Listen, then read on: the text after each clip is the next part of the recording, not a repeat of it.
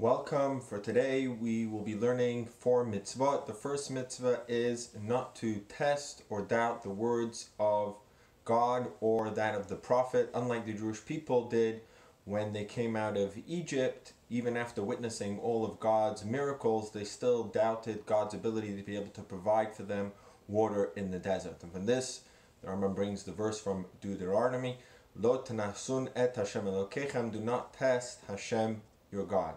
The second mitzvah is the mitzvah to go in the ways of Hashem, to emulate God.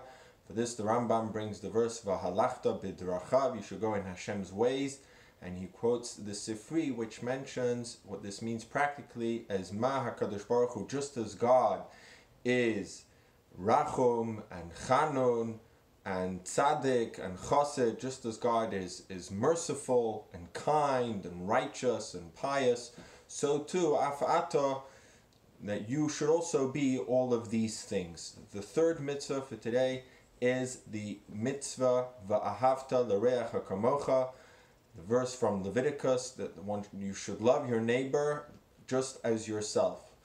We all know the famous story of Hillel, that when a non-Jew came to convert and said to him, I'm interested in your religion, please tell me the whole Torah on one foot. And Hillel responded to him, don't do unto others that which you would not want done to yourself.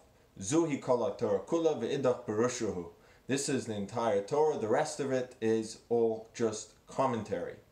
So 2 questions. Number 1, how is it that we could say that I can love my neighbor exactly the same way as I love myself? It seems quite a high expectation. And also, why did Hillel say that this is the whole Torah? I understand why this has to do with other mitzvahs which relate to social obligations, the way we interact with others, but why is it the whole Torah? We can understand this based on what the way the Alter Rebbe explains this mitzvah in Tanya, that really all the Jewish people, as far as their souls are concerned, are all Hashem's children. We're all like one family.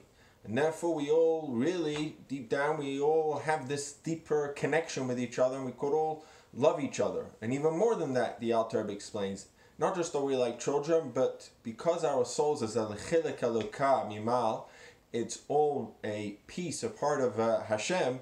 So really in our source, we're all really one. We're one and the same. And just like if my body, let's say my hand bangs another part of my body, I'm not going to go and be upset with my hand and not talk to it for a week, right? So the same thing is with the way we interact with others also, we are all one. The problem though is that's as far as our soul's concerned. As far as our bodies, as far as external concerned, it doesn't always look that way. So the secret to be able to love one's neighbor as oneself is to be able to have the soul perspective, to focus on their soul and to be able to see things the way my soul sees things. And that is really the secret to be able to perform all the mitzvahs of the Torah, to have the soul perspective and focus on the spiritual, deeper core.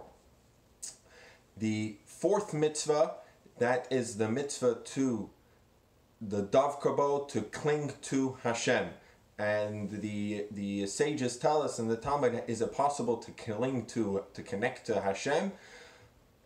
Only that what that means is that you should connect to the sages, that you should try and mingle with them and learn from their ways.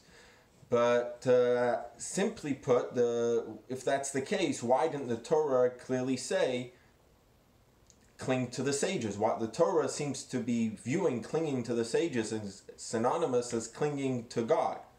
The reason for this is, on the lines of what we were discussing before about the souls, is that really as far as our souls are concerned, our souls are all a piece of Hashem. The problem is that with the souls, when they descend into this world, they get influenced by the world and they descend into the body.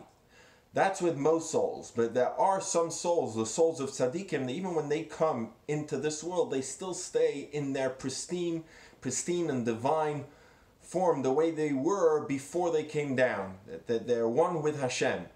And that's why, let's say, Moshe Rabbeinu, he was the channel through which the Jewish people were able to connect with Hashem. And the same thing is also with all tzaddikim. That's why we also refer to a tzaddik as a rebbe, a rosh b'nei Yisrael, the head of the Jewish people. Just like the head gives life to the rest of the body, so too the head, the tzaddik of all the souls, through him he's the channel, gives that godly energy and connects all the Jewish people to Hashem.